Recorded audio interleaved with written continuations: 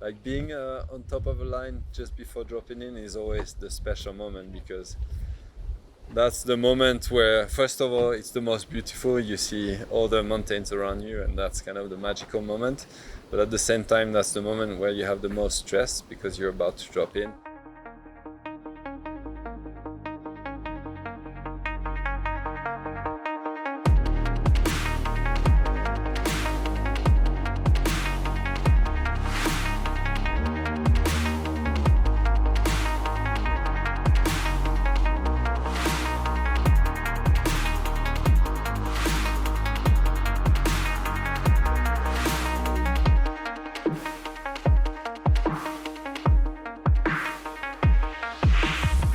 Xavier, we're standing here in Verbier, beautiful place, sunny day, couldn't be better. I think this is a great example of Verbier. Sunshine, the snow right there, like all this scenery, and yeah, like there's something magical here for sure. Actually, we could do both today, biking and snowboarding. Yeah, exactly. Yeah. Verbier is like has got a really good compromise between all the activities you can do, and like in between seasons, yeah, like exactly as you say, I could be like skiing, because actually it's open today. It's the first day of the season, and biking all day long, all the way down, everywhere around. Everything is made to have fun and to be in the outdoors. That's why you are here. Yeah, it's exactly why I'm here. I love the pace of life. I love, there's a really great community here, like people from everywhere. There's really the Swiss, kind of like special thing that I really like, like life quiet, really like, things work here, things are well balanced. I feel really good here. Because yeah. you come originally from the Pyrenees. Yes, exactly. I come from the Pyrenees. I grew up there and started snowboarding, and then I moved here 14 years ago and never moved away. If we look at your beginnings, Snowboard Cross was really your thing at the beginning. Yes. How did that start? Well, I used to always like to do a bit of everything in snowboarding, so I started doing alpine and freestyle, and then border cross really was well matching with my personality. I liked, fighting, and like I really liked that side of the sport.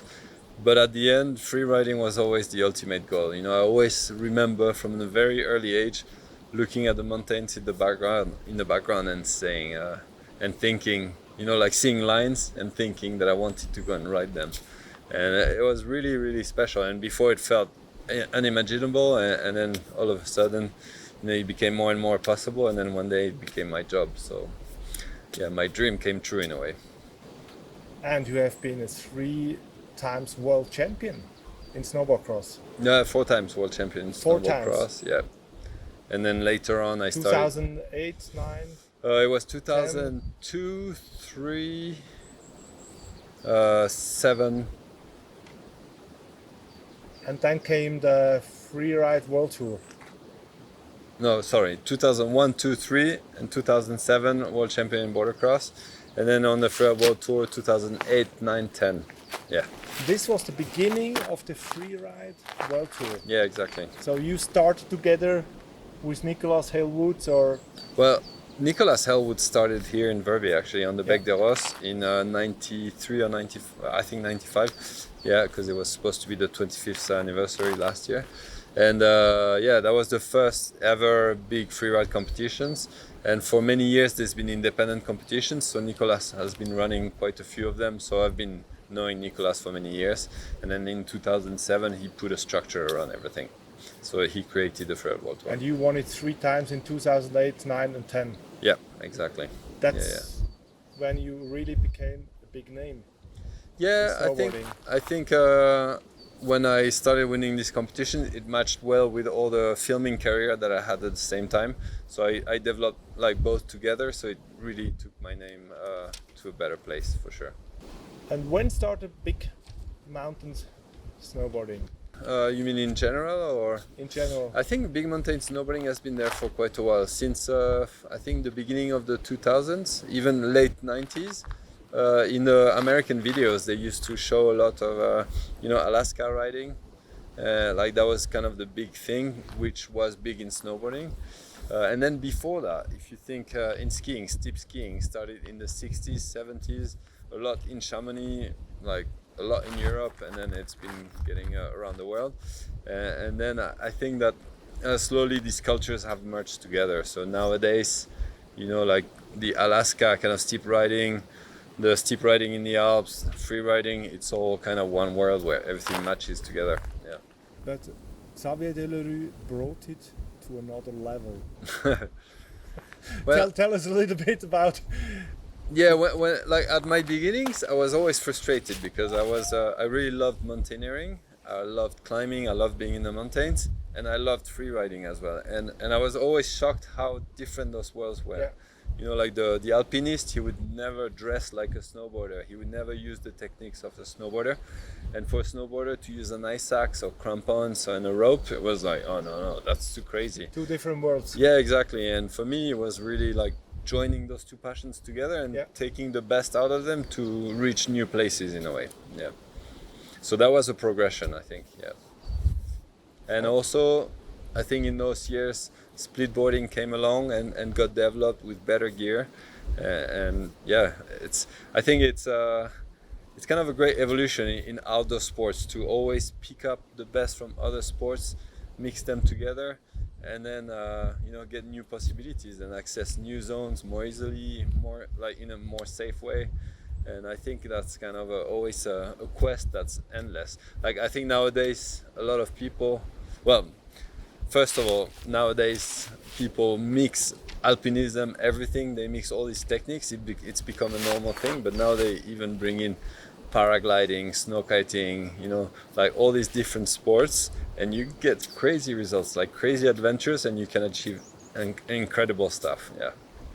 And you have always been at the forefront of this development. You pushed it further. Yeah, I have pushed it for myself, and yeah, being at the forefront for sure, it inspired some people to keep doing the same. But yeah, I'm not the only one. I don't want to take any glory. Yeah, well, people can judge, but yeah, well, I had kind of had the feeling for quite a few years to be pushing the sport a bit, and I really enjoyed that. Yeah. Because it's your passion. Yeah, because it's my passion. Because you feel it inside of you when you this is possible, and you want to do it so bad, and eventually you get your way around it and do it, and it becomes a progression for the sport for sure. If we look at Haynes, Alaska, yeah, some films you made. You had also a film company. Yeah, we had a kind of it's like not really a production company, but it was more a collective. So it was actually filmers and photographers from Verbier, and we used to work a lot together. And we did not really create a company for making business, but we teamed up together so that we would do a lot of projects, and it made a lot more sense for me to kind of build my own projects with my team rather than go to kind of work for someone else, because then you would not have the same impact on the film. So there we really created projects where we could showcase all this progression of the sport that we talked about.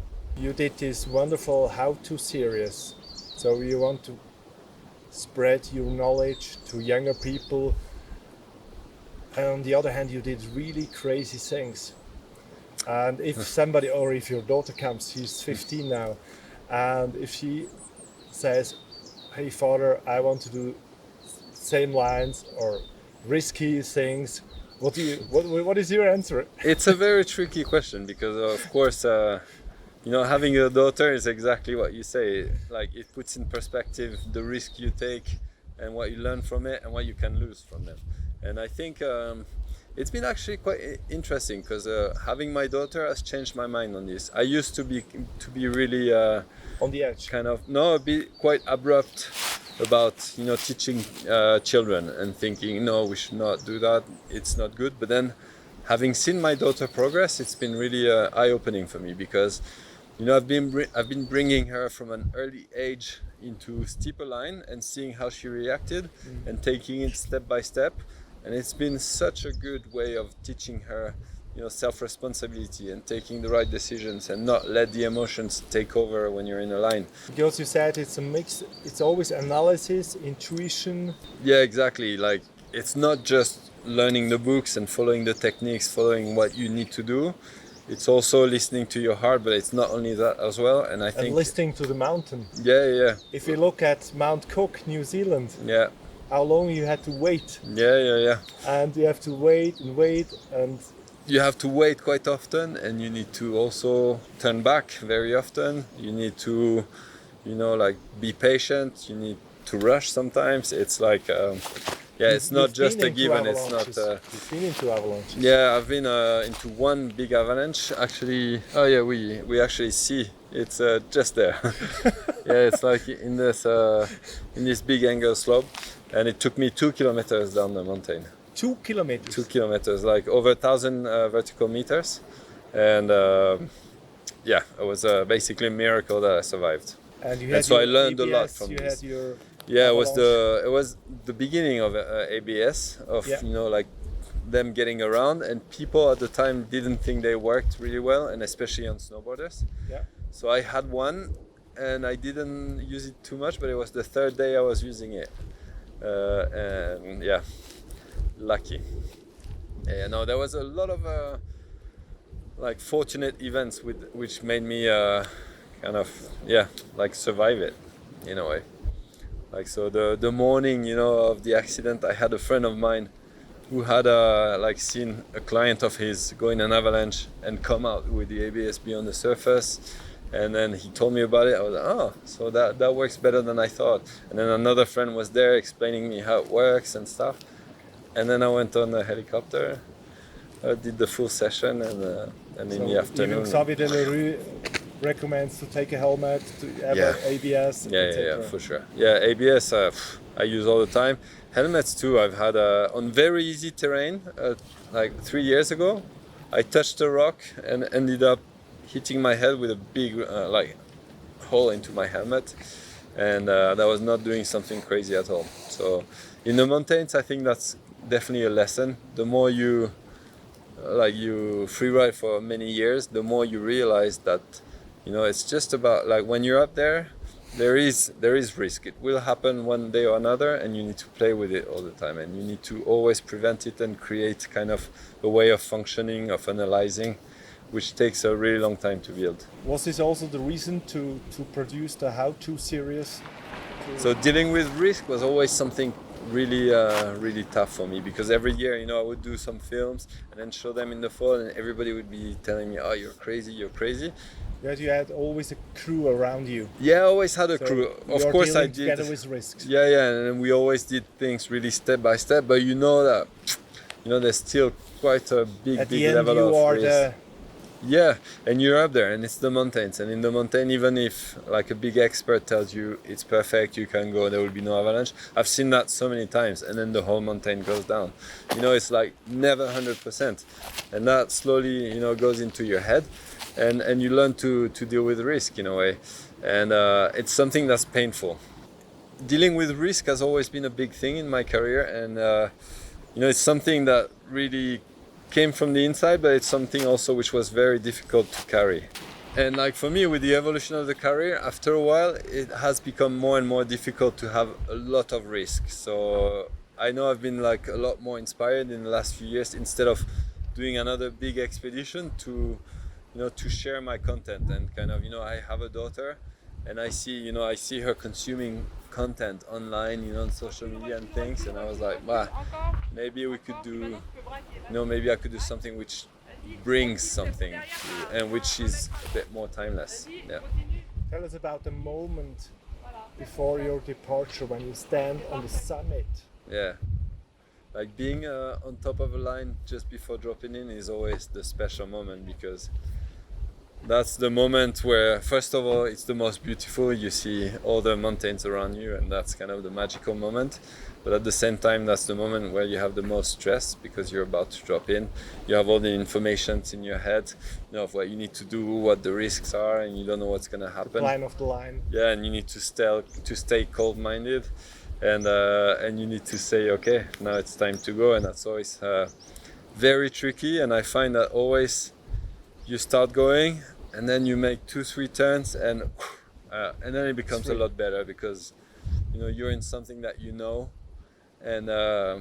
and it starts to become a bit unconscious, and I think I always describe it as getting into a magical moment where it's your subconscious controlling everything. It's so magical. That's why you return. Yeah, exactly. It's a bit of a drug. It's something, it's a lot about knowing yourself. It teaches you so much on yourself, on being able to handle your emotions and what you can do, and also to really live the moment. You don't think of anything else. You're in there, you're in your bubble, and it's nice to feel this. Yeah, especially when you have a busy life. It's really healthy, I think. When you look back now on more than 20 years of professional snowboarding, tell us about 2-3 highlights, milestones, in terms of sportive challenge, but also mental development.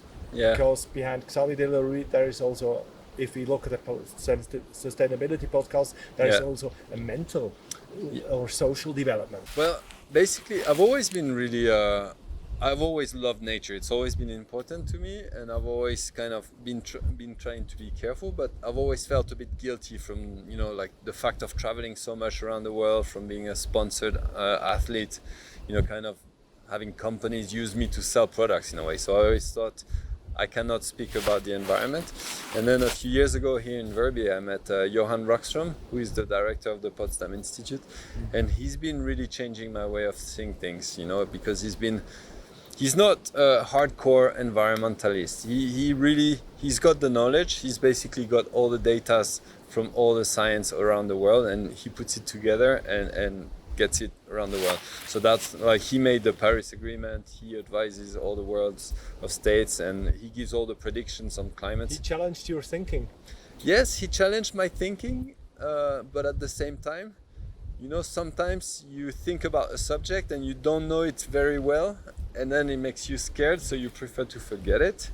And there, by explaining what could happen, and what is really bad and what is not so bad, and also to be realistic about the way you live, it made me change a lot. Because for me before, the only way I thought I could speak about it was if I stopped everything, sold my car, sold my house, go and live in the woods, farm my vegetables and stuff. And I think he's made me realize that this is not the way to go, because this could suit a few people, but it's not the way the world is going to change. The world is going to change if we're able to live in a similar way that we're living right now, but that if we always have a progression in mind. So it's not, are we good or are we bad? It's, do we get better, basically? And for me, that was okay, so I don't need to judge myself. Okay, so now I'm going to try. And whatever in my life all the time now, when I go to the supermarket, I see something with plastic, I will take the one without plastic. Yeah. If I know food comes from very far away, I will not take that. I'm not okay, I will never eat meat, I will never drive a engine petrol car. Now I'm going to electric. I'm actually gonna receive my electric car, my Audi e-tron next week. So that's really amazing, and I'm really happy to discover how it works and to try to make it change my behavior. Yeah. I think I cannot just get up in the morning, think, okay, I'll drive 1,000 kilometers. I'm gonna have to think ahead and change my habits of consumption. But that's something I'm very happy to do. And also, I think from having had my second daughter, it's made me a bit think a bit, see the bigger picture a little bit more. You see the kids, you see how lucky we are, how beautiful the world is, and you just want to make everything possible to preserve it. So now, I think in my career, I don't care to prove things anymore. I don't care to be a super radical snowboarder, but if I can pass a nice message, I'm happy to do it. Yeah. Your vision. Well, what is your vision? Because you're only 40 years old. Yeah. And you're also an entrepreneur. You do the podcast, and you're still eager to snowboard, but not in the same extreme way. Yeah, I think now I really enjoy doing a lot of different sports and grouping them together. So I really have a lot of fun at the moment, paragliding, climbing, snowboarding, and kiting, and I mix all of this together basically, and that's what I want to keep doing for the rest of my life. Yeah. And do you have a vision as entrepreneur? Because you have also the beer, the brewery, or I've got a few things. Yeah, the brewery, the drones. I've done a lot of stuff. I've done also created some real estate, a bit like things to kind of sustain my like the fact that I could just go around and discover all these sports, because it takes time, and yeah, I've been lucky enough to put in place things that would allow me to do that. So now I really want to travel. Basically, I have the feeling the entrepreneurial thing is going on. I've learned what I needed to learn, and now I want to go with my family and travel and be in the nature and experience sports and share that with them. And that's really like my main motivation at the moment. I think it will evolve, because I like to change my visions, but right now that's what it is. You have a Scottish wife. What about Scotland?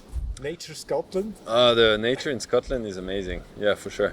And it's definitely on the list to do a trip there with same kites, paraglides, climbing stuff, surfboards, and do a bit of everything. Yeah. Okay.